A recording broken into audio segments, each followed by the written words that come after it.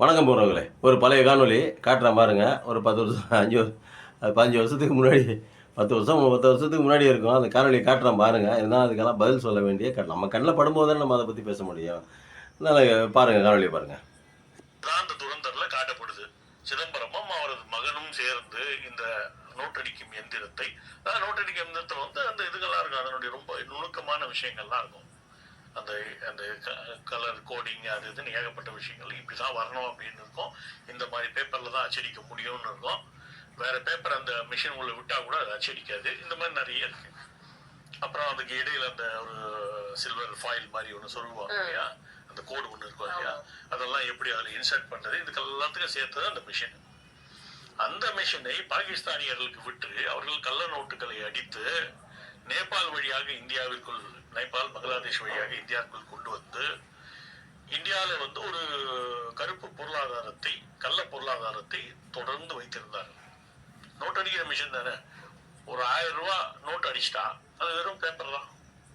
அதுக்கு முன்னாடி அது பேப்பர், அதை அச்சடிச்சிட்டா நோட்டு. அதுக்கு ஒரு 20 ரூபாய் செலவாகுதுன்னு வச்சுப்போம் ஒரு வாதத்துக்காக. ஆனா 100 ரூபாய் செலவாக வச்சுப்போமே, 900 ரூபாய் லாபம். அதை வந்து எங்கேயோ நேபாள் வழியாகவோ பங்களாதேஷ் வழியாகவோ 300 ரூபாய்க்கு விற்பான். 300 ரூபாய்க்கு கொண்டு வந்து இங்க 1000 ரூபாய் அது கன்வெர்ட் ஆகும். இந்த பணம் டெரரிஸ்டுகளுக்கு போகும். ஆக டெரரிஸ்டுகளுக்கு உதவி செய்த நபர் யார்? ப. சிதம்பரம். இததான் வந்து துரந்தர் காட்டுது. கொஞ்சம் கூட வந்து வெக்கம், மானம், ஈனம், சூடு, சொரண, தேசபக்தி எதுவுமே இல்லாமல் தன்னுடைய சுய லாபத்திற்காக எதையும் விற்பதற்கு தயாராக இருப்பவர்கள் தான் காங்கிரஸ்காரர்கள் என்பதை கோடிட்டு காட்டுவது தான் துரந்தருடைய இன்னொரு அம்சம். நம்மளுடைய நோட்டடிக்கும் என்கிறோம். கேட்டீங்களா? எப்படி கேட்கும்போதே ஒரு பைத்தியகாரத்தனமாக இருக்குது பாருங்க. நோட்டடிக்கும் இயந்திரத்தை மத்திய மந்திரியாக இருந்த ப. சிதம்பரம் விட்டுவிட்டார். எங்கே? பாகிஸ்தானுக்கு. எந்த நாட்டிலே செய்வாங்களாங்க? எவ்வளோ பெரிய பொய் பாருங்கள். டிவியில் உட்காந்துக்கிட்டு பகிரங்கமாக அப்படிலாம் பொய் சொல்கிறாங்க. இவங்கெல்லாம் தூக்கி உள்ளே போடணுமா இல்லையாங்க?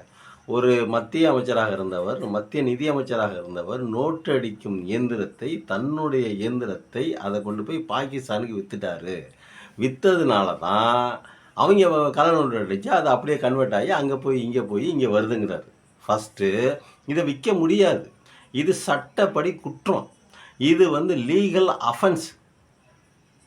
அதுவும் தேச துரோக குற்றம். நேஷனல் லெவலில், தேச லெவலில் இது தேச துரோக குற்றம்.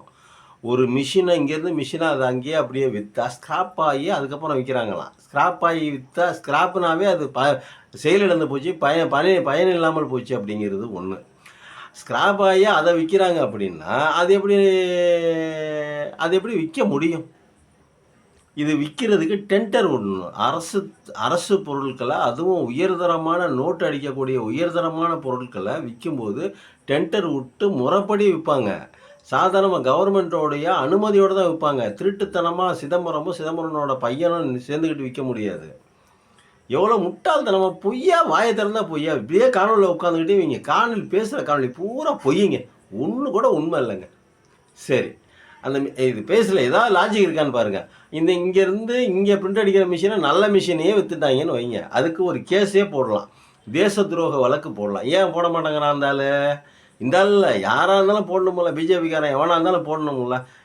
நீ எப்போ அந்த மிஷினை விற்கலாம்? அப்போ அவன் நோட் அடிக்கிறானா இல்லை? அந்த நோட் அடிக்கிறதுக்கு நீ தானே துணை போகிற. அப்போ தீவிரவாதிகளை நீ தானே துணை போகிற, பாகிஸ்தானை நீ தானே துணை போகிற. இந்த மிஷினை நீ எப்படி விற்கலாம் அப்படின்னு கேட்கணுமில்ல, கேஸு போடணும்ல, சுப்ரீம் கோர்ட்டில் ஒன்று கேஸ் போடணும்ல. இதுக்கு ஒரு நியாயம் இருக்கா இல்லையா? மிஷின் வைக்கிறது தப்பு தானே. அப்போ ஏன் கேஸு போடல? காணொலி உட்காந்து பேசுகிற இவங்களோட கான்செப்ட் என்ன அப்படின்னா, இவர்கள் வந்து மக்கள் மனசில் தவறான அபிப்பிராயத்தை உண்டு பண்ணணும், அவ்வளோதானே தவிர மற்றபடி அவர்கள் வந்து செய்யலை. விற்க முடியாது, அது குற்றம். தேச துரோக வழக்கு, அது தேச துரோக குற்றம். தேசத்துக்கு துரோகம் பண்ணிய குற்றத்தில் தூக்கி பெயிலே நம்ம உள்ளே போடுறதுக்கான வாய்ப்பு இருக்குது. இதெல்லாம் விற்க முடியாது. ஆனால் இவங்க என்ன பண்ணுவாங்க, மக்கள் மனசில் ஒரு பொய்யான தகவலை பரப்புகிறாங்க. காங்கிரஸ் மேலே ஒரு பொய்யான அபிப்பிராயத்தை உண்டு பண்ணுறாங்க. பிஜேபி மேலே ஒரு ஒரு ஒரு ஒரு பில்டப்பை உண்டு பண்ணுறாங்க. இதுக்கு தான் இவங்க லாய்க்கு. சரி, இப்போ இங்கே பேசுனதை எடுத்துக்குவோம். மிஷினை விற்கிறான். மிஷின் வந்து ஒரிஜினல் மிஷின். அதில் வந்து என்ன பண்ணுவான் அப்படின்னா, அவன் இப்போ ஒரிஜினல் மிஷினை விற்றா அவன் நோட்டு அடிப்பான். அவன் நோட்டு அடித்தா நம்ம நோட்டு அடித்தா அது நல்ல நோட்டு, நம்ம மிஷினை அவன் எடுத்துக்கிட்டு அவன் வாங்கிட்டு போய் அங்கே அடித்தா கள்ள நோட்டு. அது எப்படிங்க கள்ள நோட்டு ஆகும்? அது நல்ல நோட்டு தானே. கணக்கில் வராத பணம்னு வேணால் சொல்லுங்கள். நம்ம இந்திய ரிசர்வ் வங்கியை அடித்தா இத்தனை லட்சம் கோடி ரூபா அடிச்சிருக்கிறோம், 50 ரூபா அடிச்சிருக்கிறோம், 5 லட்சம் கோடி ரூபா அடிச்சிருக்கிறோம் அப்படின்னு ஒரு கணக்கு இருக்கும். ஆனால் இந்த மிஷினை வாங்கிட்டு போய் அவன் அடித்தானாக்கா அதுக்கு கணக்கு இருக்காது. அவன் மிஷினை வாங்கி இப்போ நோட் அடிக்க தெரிஞ்சவனுக்கு அந்த பேப்பர் வாங்க தெரியாதா? அந்த பேப்பர் எந்த நாட்டில் வாங்குறாங்க, எங்கே வாங்குறாங்க, இந்தியாவுக்கு எந்த நாட்டில் இருந்து வருது, இந்த வாரம் அவனுக்கு தெரியாதா? ஆனால் அவனுக்கு தெரிஞ்சிருக்கும். அப்போ அவன் அடிக்கிற நோட்டும் நல்ல நோட்டு தான். அந்த மிஷினை அடித்தா எல்லாமே நல்ல நோட்டு தான். அப்படி தானே அர்த்தம். இப்போ நல்ல மிஷினை அந்த நோட்டை அந்த அந்த அந்த மிஷினில் நல்ல நோட்டு அடித்து அது அப்படியே பங்களாதேஷோ இல்லை ஆப்கானிஸ்தானமோ இல்லை நேபாளமோ அங்கிட்டு போய் அப்படியே கருப்பு பணமாக டைவர்ட் ஆகி இங்கிட்டு வருது. கருப்பு பொருளாதாரத்தை உருவாக்குகிறார்கள். ஒரு பிளாக் மார்க்கெட்டை, பிளாக் மணியை உருவாக்கி அதனுடைய இந்தியாவோட எக்கனாமியை சிதைக்கக்கூடிய ஒரு வேலை அது அப்படின்னு ஒரு குற்றம் சாட்டுறாரு. இது துரேந்தர் படத்தில் எவ்வளோ பொய்யான படத்தை எடுத்திருக்காங்க பாருங்கள். பொய்யான படத்தை எடுத்து பொய்யாக காட்டி மக்களை மடைமாற்றி இன்னும் எவ்வளோ செய்கிறான் பாருங்கள். இந்த படத்தை தடை செய்ய, இந்த மாதிரி பொய்யான படத்தை தடை செய்யணும்னு காங்கிரஸ் கேட்க தான் செய்யும். அப்போ காங்கிரஸ் சொல்கிற மாதிரி தடை செஞ்சிட்டாங்களே, அந்த படத்தை ஓட விட்டாங்கல்ல, பார்த்தாங்கல்ல, எல்லாருமே மக்கள் பார்த்தாங்கல்ல. இப்போ நம்ம என்ன சாதிச்சு விட்டோம்? நம்ம இப்போ என்ன சாதிச்சு விட்டோம்? இப்போ நீங்கள் தீவிரவாதிகள் அட்டாக்கு நடக்கலையா? இப்போ தீவிரவாதிகளுக்கு பணமே போகலையா? இப்போ இந்த கருப்பு இந்த 2000 நோட்டு அடித்தாங்களே, எதுக்கு அதை பிளாக் பண்ணாங்க, நிப்பாட்டினாங்க? அதுக்கு விளக்கம் வேணும்ல. அதுக்கு விளக்கம் சொல்ல மாட்டாங்க, யாருமே சொல்ல மாட்டாங்க. 2000 நோட்டு கள்ள நோட்டு எதுக்கு, 2000 நோட்டு கள்ள நோட்டு அடிக்க முடியாதுன்னு நிப்பாட்டிட்டாங்களா, இல்லை அடிச்சிருவாங்கன்னு நிப்பாட்டிட்டாங்களா, இல்லை எதுக்கு நிப்பாட்டினாங்க? இவங்க புதுசாக விட்டதா 500 500 200 100 இது 3 தப்பிச்சுக்கிச்சு. முதல்ல 200 நோட்டு ஒன்றும் இல்லை, 100 நோட்டு மட்டும்தான் இருந்துச்சு. 100 500 1000 அப்படி தான் இருந்துச்சு. இப்போ வந்து என்ன பண்ணாங்க, 2000 நோட்டு விட்டாங்க. அதை திடீர்னு தடை பண்ணிட்டாங்க. ஏன் தடை பண்ணாங்க, எதுக்கு தடை பண்ணாங்கன்னு தெரியல, அதை தடை பண்ணிட்டாங்க.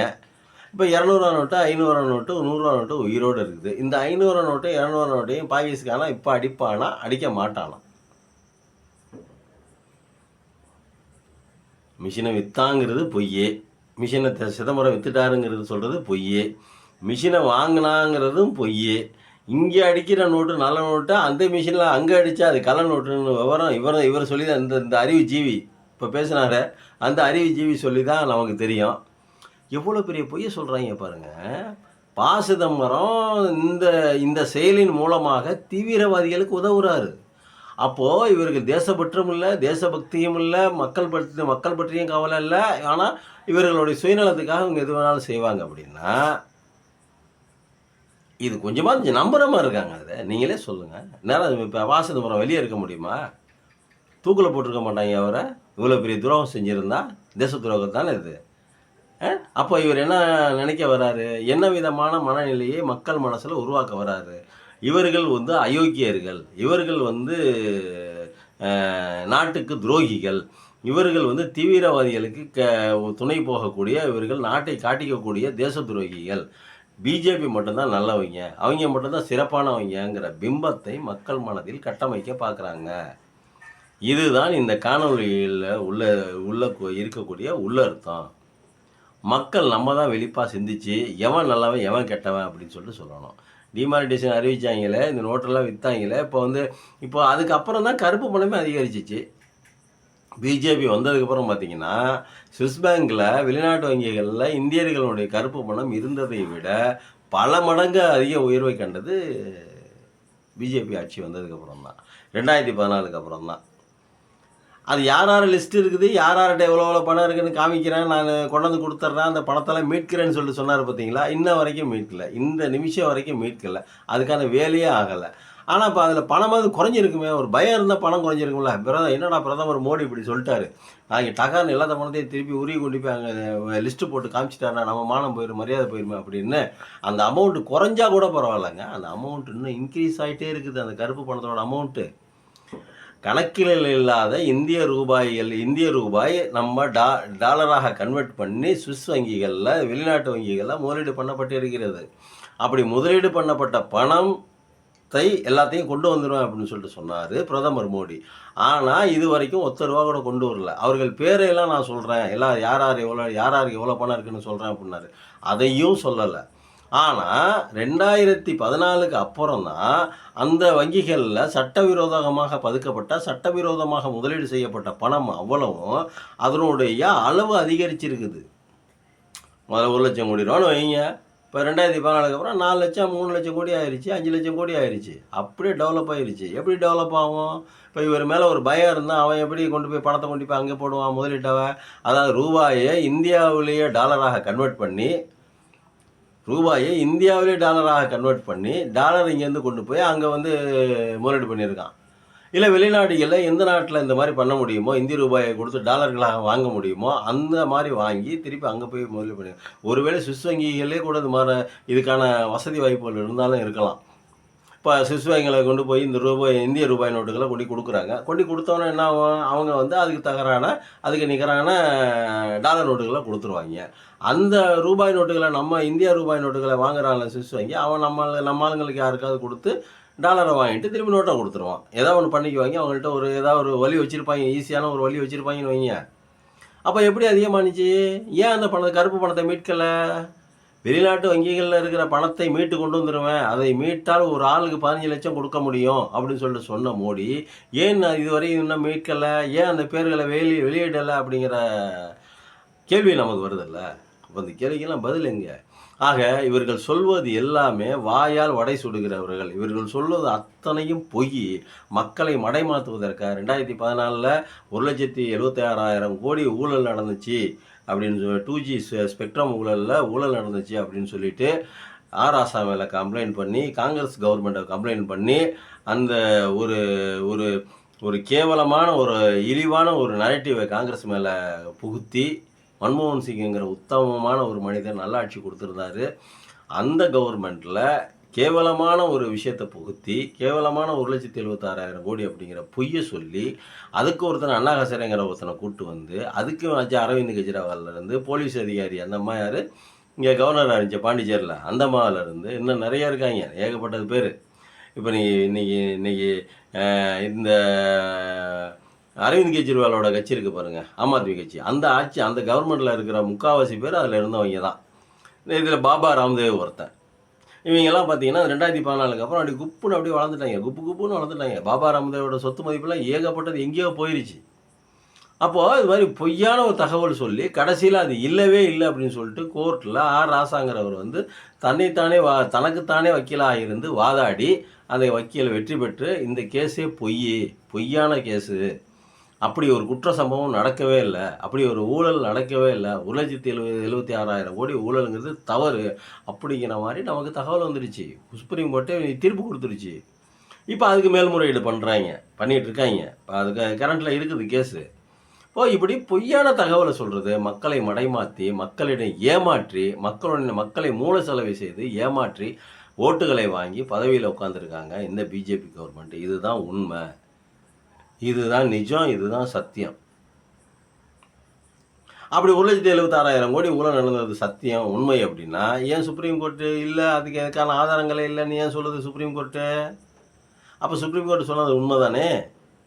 இல்லை நம்மளா பேசிப்போம், நம்மளா சிந்திச்சு பார்ப்போம். அவ்வளோ பொய் தான் சொல்லியிருக்காங்க. மக்களாகிய நாம் சிந்திப்போம். நன்றி, வணக்கம்.